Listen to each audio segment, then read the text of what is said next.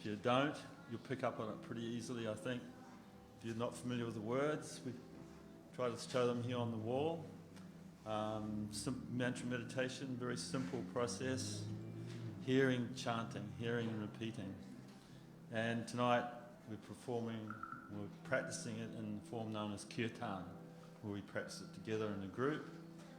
And so it's not really an austere thing, it's actually a fun thing. We have some kind of mellow tunes and some more upbeat tunes.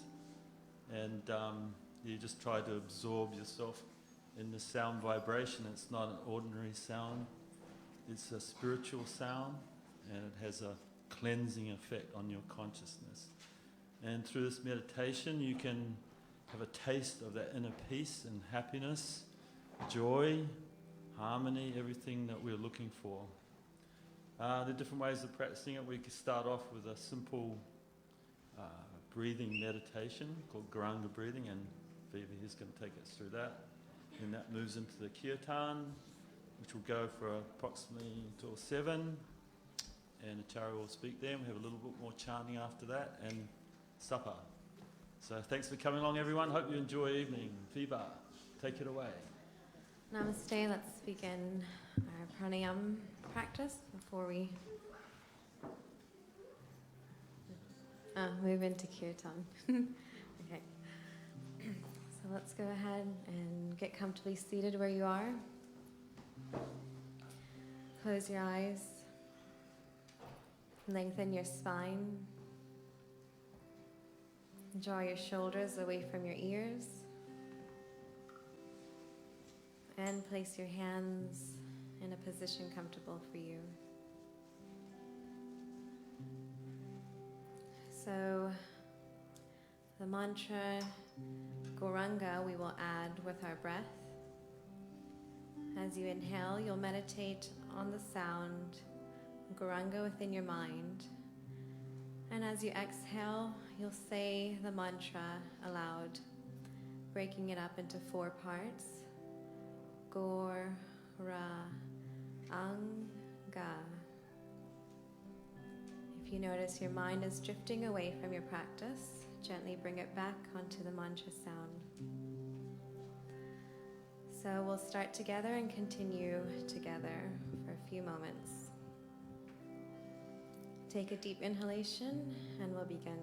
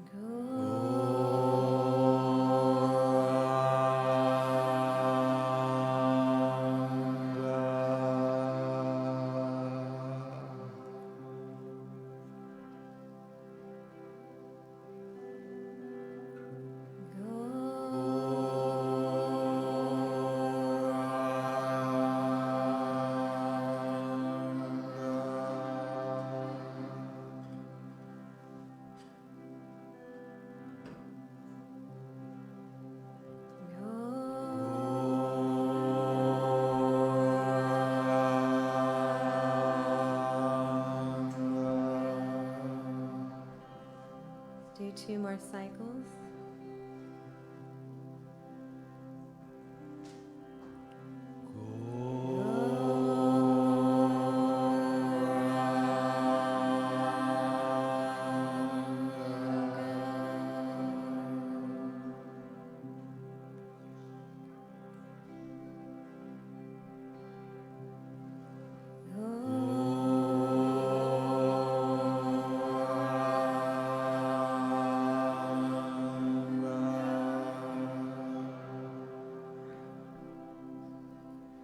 Allow the sound to resonate within your mind for a few more moments.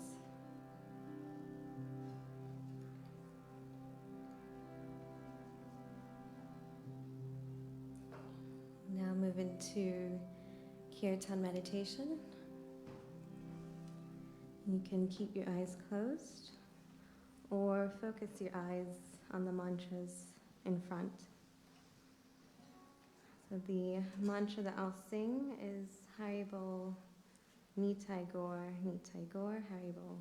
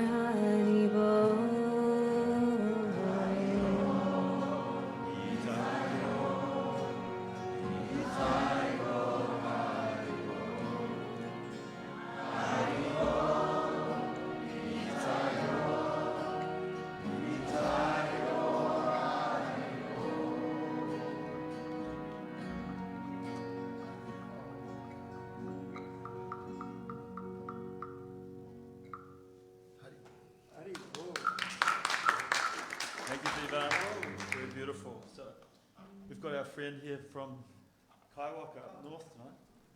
Sorry? Kaiwaka, yeah, the village of lights. Visit there when you're passing that way. Don't blink. On the S1 going north.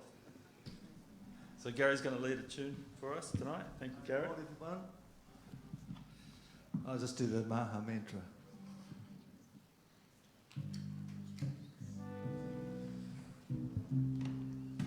Is that close enough, Gary?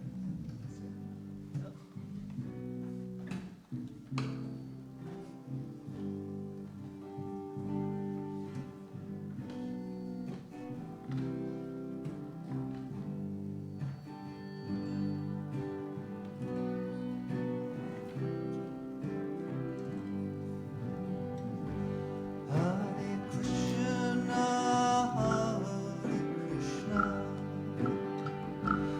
Krishna Krishna, Hare Hare, Hare Rama, Hare Rama, Rama Rama,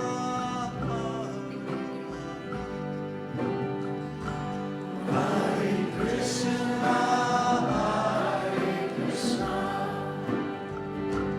Krishna Krishna, Hare Rama, Hare Rama,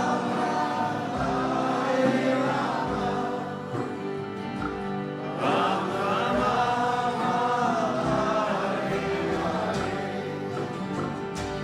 Hare Krishna, Krishna Krishna, Krishna Hare Hare, Hare Rama, Hare Rama,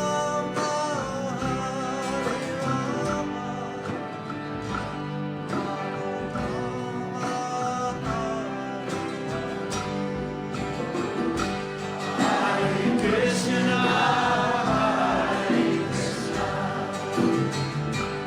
Krishna Krishna,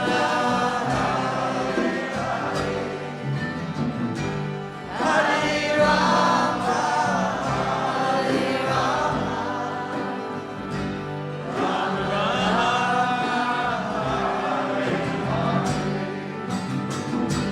Hare Krishna,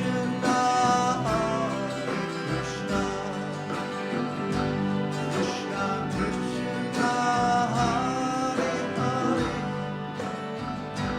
Hare Rama, Hare Rama, Rama Rama,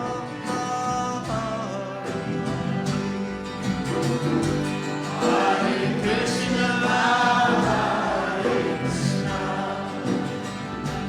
Krishna Krishna, Hare Hare, Hare Rama, Hare Rama, Rama Rama,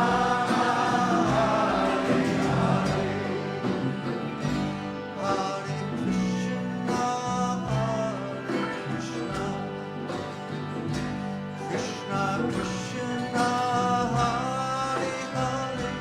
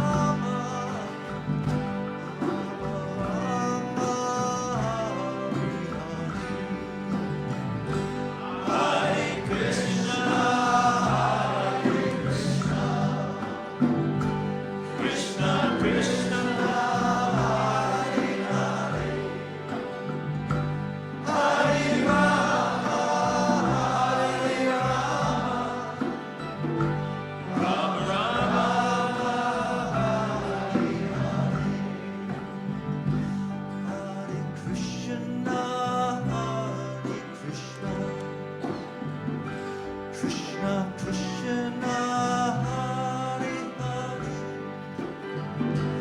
Hare Rama, Hare Rama, Rama Rama, Hare Krishna, Hare Krishna, Krishna, Hare Rama, Hare Rama, Rama Rama,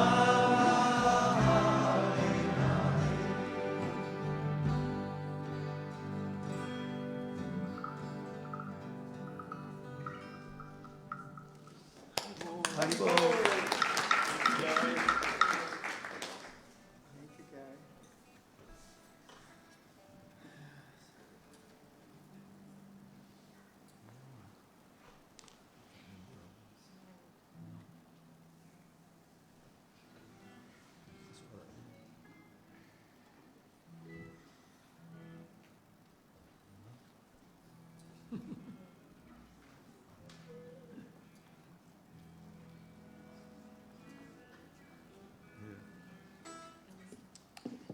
There we go. Excuse me.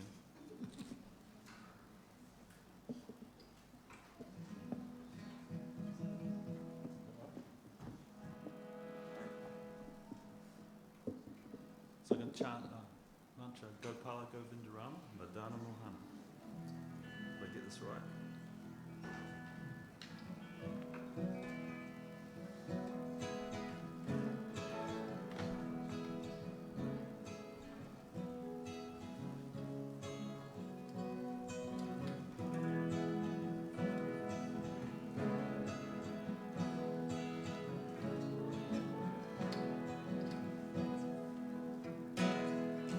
Gopala,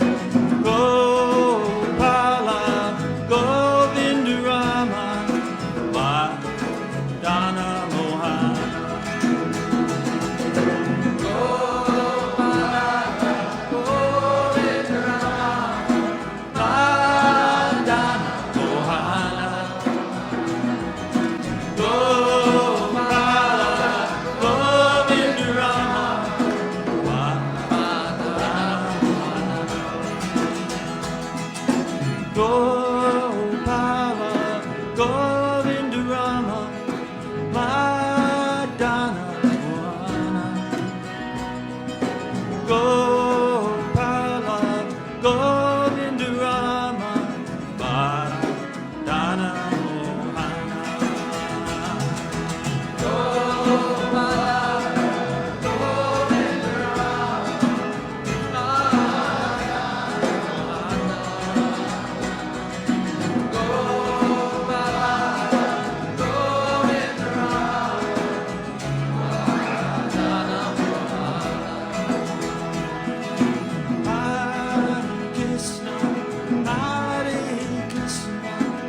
Krishna, Krishna, Hare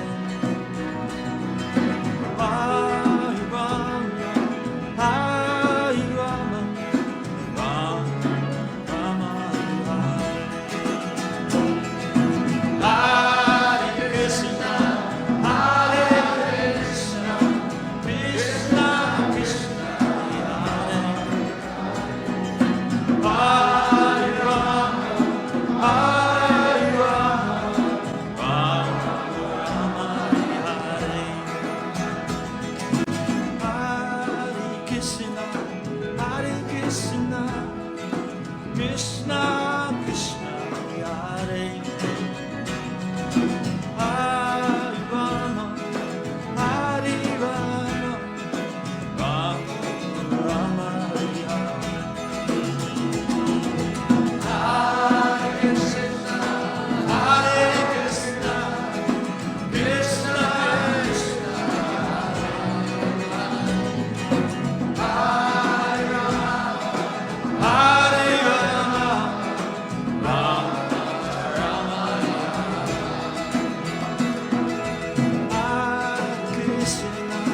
Hare Krishna, Krishna Krishna,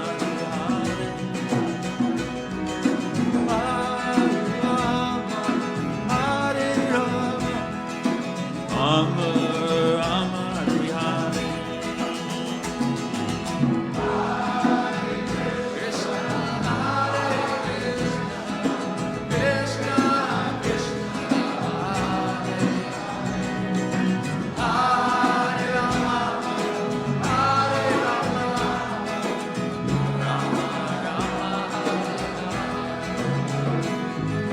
Gopala, Govinda Rama, Madana Mohana. Gopala, Govinda Rama, Madana Mohana.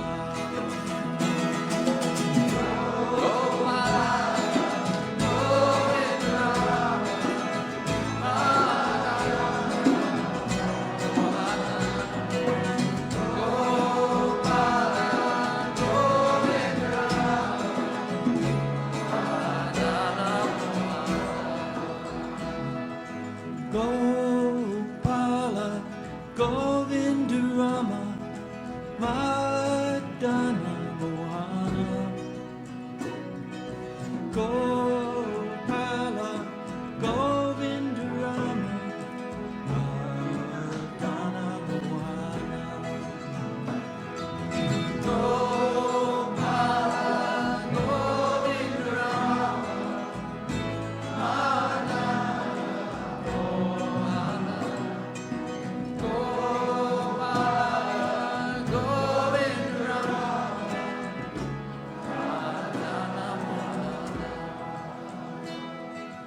Gopala, Govinda Rama, Madana Mohana. Gopala, Govinda Rama, Madana Mohana. Gopala,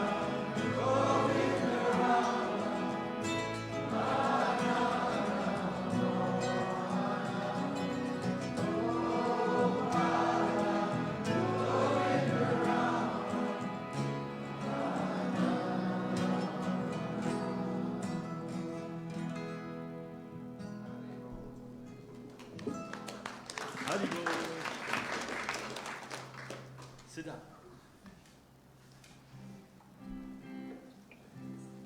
Namaste. I'm going to chant Haribo Nitago, Nitago Haribo.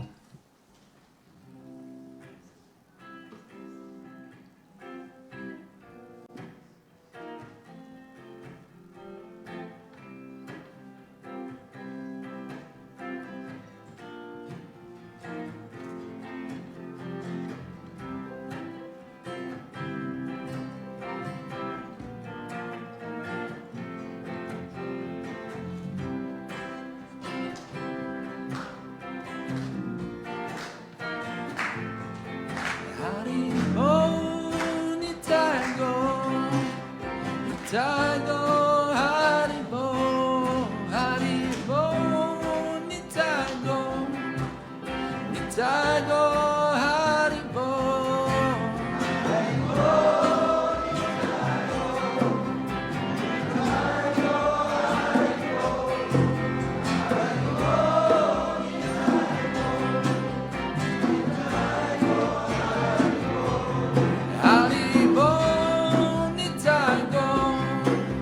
Haribo Nitago.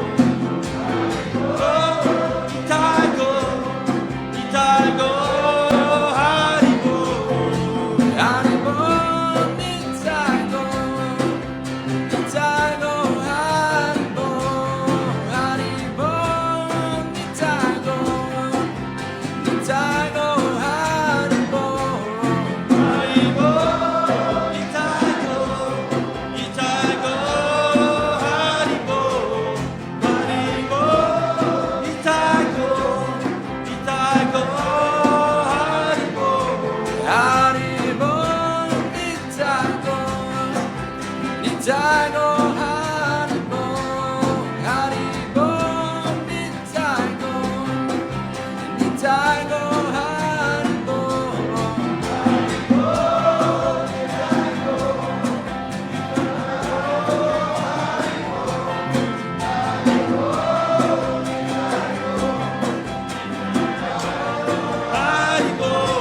Haribo, Nitago,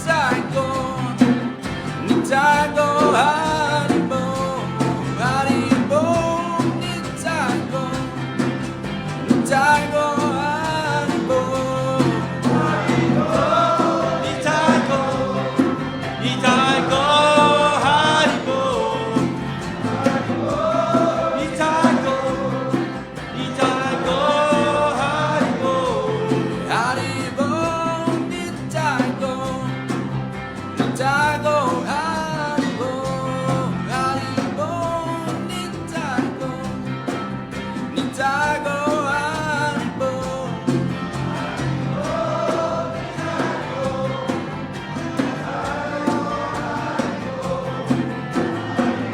Haribo, Nitago, Nitago Haribo.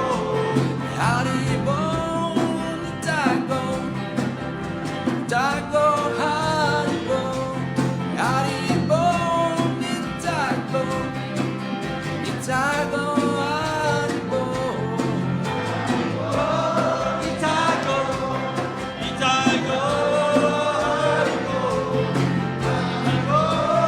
Nitago, Nitago Haribo. Haribo, Nitago, Haribo,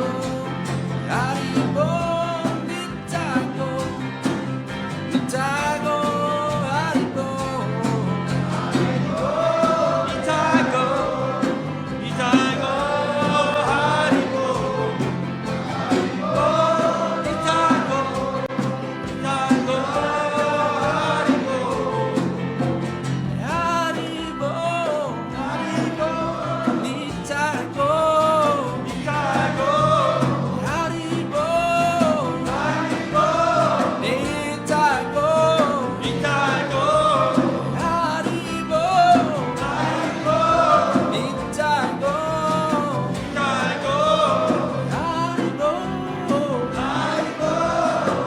Nitago, Haribo, Nitago, Nitago, Haribo, Haribo, Nitago, Nitago, Haribo.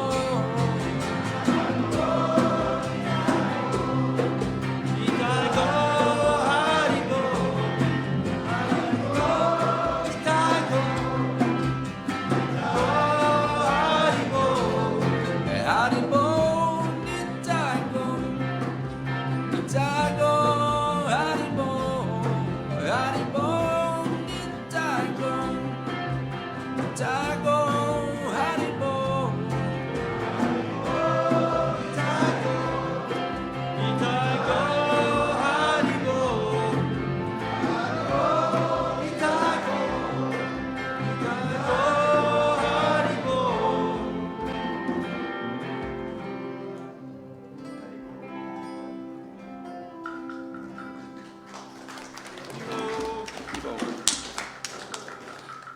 So if you could put your hands together for Charitas, he's going to come and speak now. Making sense of the senseless world.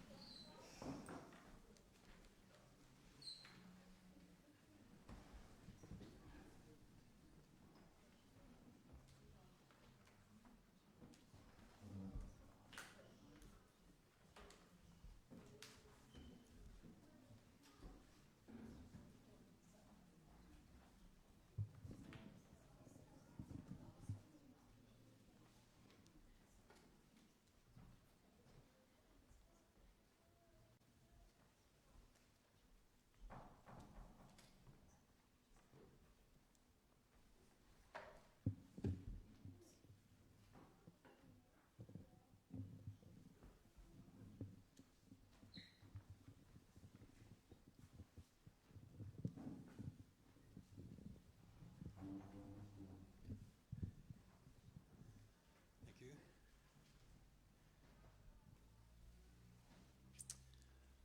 Good evening and namaste everyone. Before speaking, I offer my respects to my spiritual teachers, our lineage into the Supreme.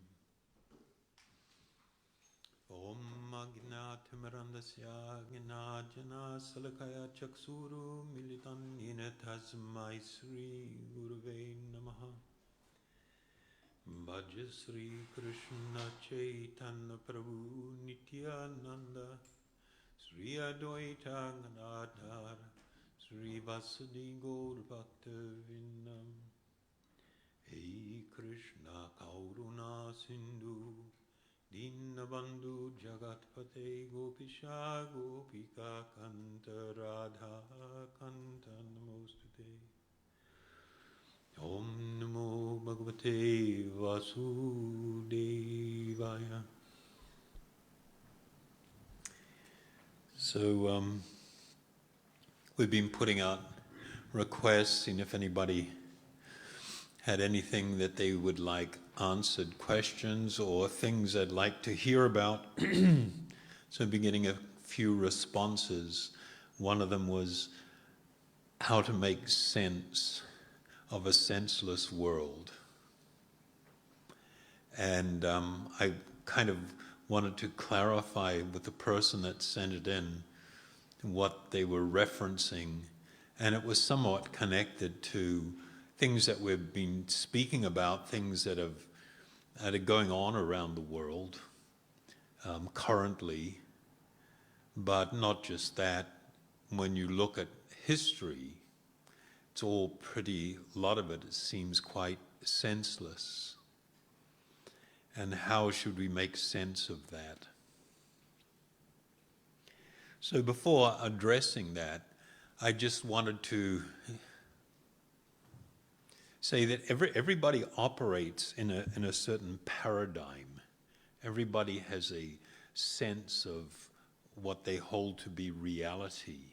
Everybody has sort of some idea of what they think the truth is. And from the top position, the bird's eye view, and the most simple thing,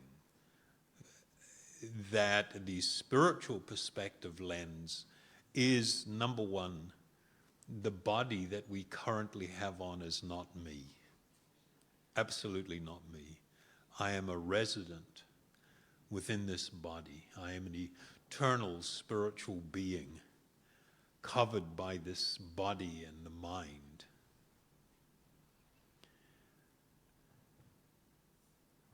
The material perspective is that I am not spiritual, I am material, meaning I am man, I am woman, or something else. I am a particular ethnicity, racial extraction, a particular body type or size or whatever. And from a spiritual perspective, that's not true. That's not you. That's something that you're currently should be utilizing, but it is not you. It should not define you and define who you are. Because we are spiritual in nature, and the world in which we live is material in nature, that should tell us that this is not our home. It's not. What, an eternal spiritual being is going to perpetually exist in a material dimension? Of course not. So then that becomes like, whoa, that's a bit challenging. So what the hell is it all about? What's it all for? We should understand that the eternal spiritual being has needs. The need for happiness, the need for shelter, meaning a safe space, the need for an actual home, the need for love, to love and to be loved, the need for relationship. These are actually fundamentally spiritual in nature. But in the material condition, we are utterly absorbed in the external garment we have on, the body as being the self. And then we seek to fulfill those needs that arise from the soul itself in the realm, the material realm. And of course, that never works out very well. That's the formula for crash and burn big time. Speaking to one of my friends last night, she just went through a major medical crisis, and she's like really vibrant and healthy. She's been teaching yoga, for years and years. I mean, she's super fit and everything. Then she goes through this medical crisis, and it's so bad, it's worst place that she can't even dress herself, she can't even get herself to the bathroom, she can't even, like walk, and it's kind of like, whoa. And then she said, like a few days ago, now that she's bounced back and up and around, she was in the supermarket, and she saw this really old lady with a the supermarket trolley, and she's looking and she's going, well, now I know what that's like. And, that was from a lived experience. And that's fortunate to make that sort of connection.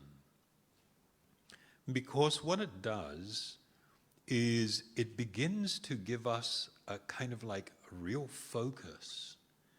If I truly am going to be happy, and I am meant to be eternally existing in a state of happiness, if I'm going to be happy, then I've got to apply myself in a smart way. I should not be trying to fight against the tides. I should not be trying to create something which cannot be created. It's not within my power to make the world perfect, I can make my life perfect. I can. That's in my power. This body I have and the mind I have, I can utilize it in real spiritual pursuit. I can live a life that is actually fulfilling.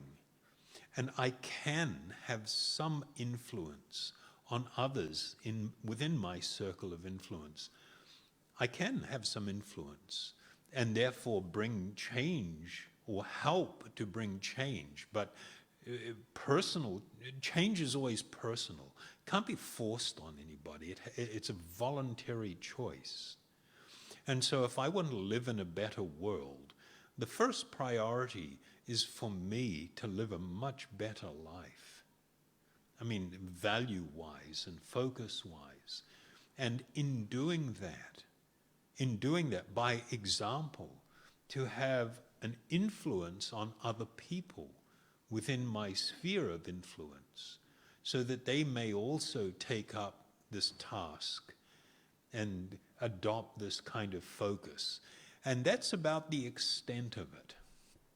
You are not going to be able to permanently change others and external situations, because everyone is gifted with an individuality and will, free will. People can choose. In the Bhagavad Gita, it speaks to the reality that we potentially possess a higher or a lower nature. If we are going to become totally absorbed only in the body and the mind and everything that's going on there, then we're going to be on a bit of a roller coaster. And things usually don't end very well. And the worst possible things begin to manifest when you adopt that idea, that reality. If I endeavor to focus my life more on the higher spiritual nature, and then that begins to manifest externally in my life through my actions, my relationships, the way I speak, the kind of things I consider important, the kind of focuses that I want to have on life, then, that brings the possibility of change around me, but it will definitely bring change for me, positive and good spiritual change. So having said that, then we must, if that's our foundational understanding, and that has to be a foundational understanding if we want to live a spiritual life, then everything that we view in the world will be through that particular lens. And we will graciously accept the reality of things that I cannot change. It's kind of like the serenity prayer. Give me the serenity to accept that which I cannot change. The courage to change that which I can, and the wisdom to know the difference. That serenity prayer is something that you can live your life by. If you embrace and adopt that, that can guide your entire life in the most wonderful way. So, people become confused, and you'll get these questions: how do I make sense of the senseless world? Well, the world's not senseless. It's functioning how it functions. It's functioning according to the laws of material nature and the influences of the material energy. And when people are totally buying into these false ideas of bodily consciousness, that this is who I am, then they are going to live a certain way. They are going to manifest certain attitudes and value systems. And it is going to go through fluctuations.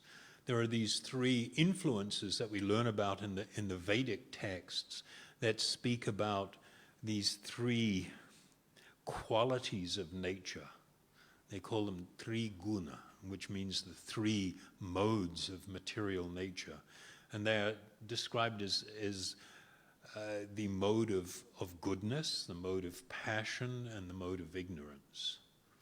And it's like this invisible energy, just like gravity is an invisible energy. There is this invisible energy that is affecting people's consciousness. And according to which one is more predominant, you will manifest certain qualities. You will want to, in the mode of goodness, be more withdrawn from the chaos of life and into a more peaceful environment and like more serene things. In the mode of passion, you are driven to excel, artistic creation, building, selling, dominating, being the best, and an athlete. All these things are the products of people influenced by what's called the mode of passion. And the mode of ignorance produces lethargy, craziness, the states of intoxication, the states of losing the plot, the states of self-harm, of all this kind of thing, all the things associated with that are the influence of this particular energy. And so because these are realities, these energies are realities, and they are going to have a pronounced, not just a pronounced, they totally control people. When you become moved by a particular one of these forces, then that's where you go in life. And so a lot of the craziness that begins to manifest is a result of this kind of influence and the type of thinking that goes with it. Trying to change everybody, or trying to, if you have, another thing that we've talked about a lot, don't have false expectations of this world. Don't have false expectations, unrealistic expectations of others. Everybody's in whatever state they are. The world is in whatever state it is. Don't think that you can change it, and don't think that magical thinking and wishing is going to make everything better. You can make things better by taking charge of your own life, making your life better, more spiritually directed, and in that state having a positive effect and influence on others around you. For those who don't choose to live this way, then of course one should feel compassion for the suffering of others in all conditions. A saintly personality, a great yogi, would look upon a beggar in the street who is absolutely destitute and nothing, and knocking on the window of a guy sitting in a Mercedes Benz with his Rolex on. And he sees those two people as being in exactly the same position from a spiritual perspective. And given enough time, they will end up changing places. Maybe in a lifetime or two. That's the nature of things. You hang out here, this is what happens. And so there is this need for this acceptance of a reality. While I was sitting back there, I just had a recollection of when I was a kid, I heard this story, and I just looked it up. And it's from a king from England in the 11th century. His name was Canute, King Canute. And the story of his has been retold in many ways and many inaccurate ways. He was basically, you might have heard the story, he was the one that sat on a chair at the low tide and commanded the tide not to come in. Have you heard that? And people tell it in different ways and for different reasons, and most of the ways it's told is incorrect and inaccurate. But I'll just read it here. It's on Wikipedia. It must be true.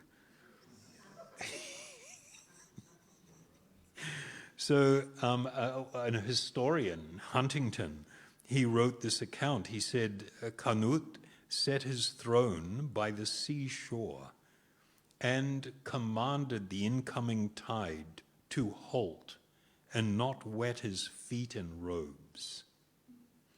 So one of the explanations that's given is that he was doing this to try and teach a lesson to his courtiers, the people who followed him around everywhere and were always singing his praises.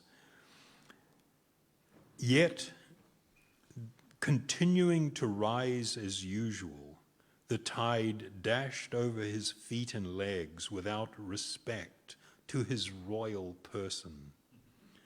Then the king leapt backwards, saying, "Let all men know how empty and worthless is the power of kings. For there is none worthy of the name, but he whom heaven, earth, and the sea obey by eternal laws." Of course, he's referencing God or some higher power.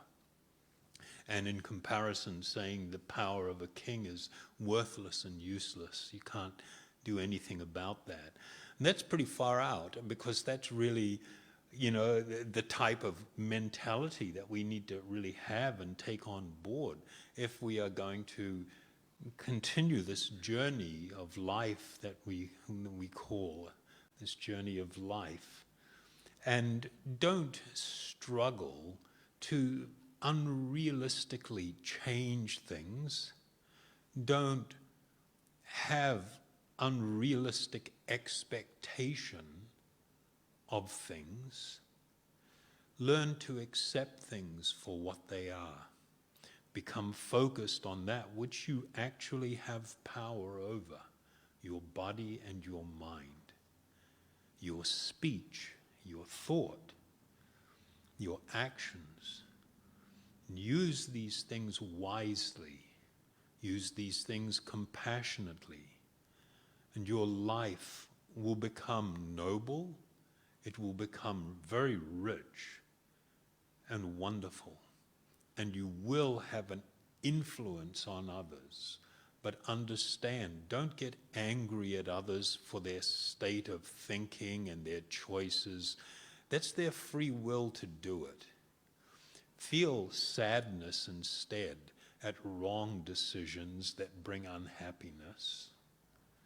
And try and positively attract people to make good choices in life, to live a dignified life, to live a spiritual life. So, in short, you don't try to make sense of a senseless world. The world is not senseless. Everything is operating according to natural law and the principles attached to it. If you idealistically think it should be perfect, then this seems senseless. But if you understand, people are free to act, they are free to open themselves up to be influenced by different ideas and different things. It's not senseless, it's working to some plan, as it were. Okay? Good enough? Thank you very much. And again, just a reminder, if people have stuff they want to hear about, feel free to let us know. And of course, we know that the thing, I always remember this lovely lady from out West Auckland. We were doing a course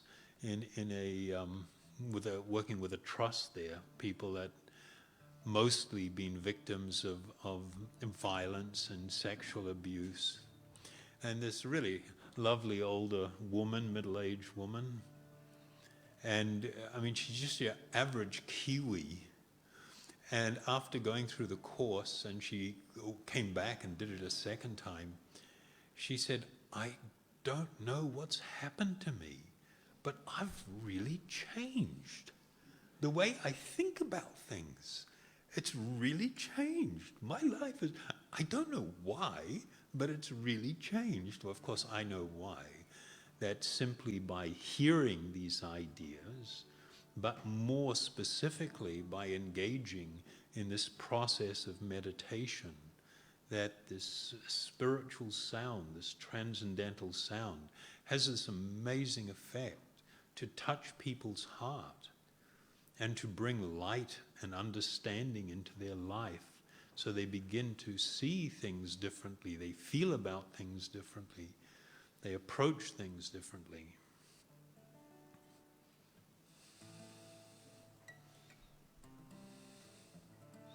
So we'll do Om Hari Om.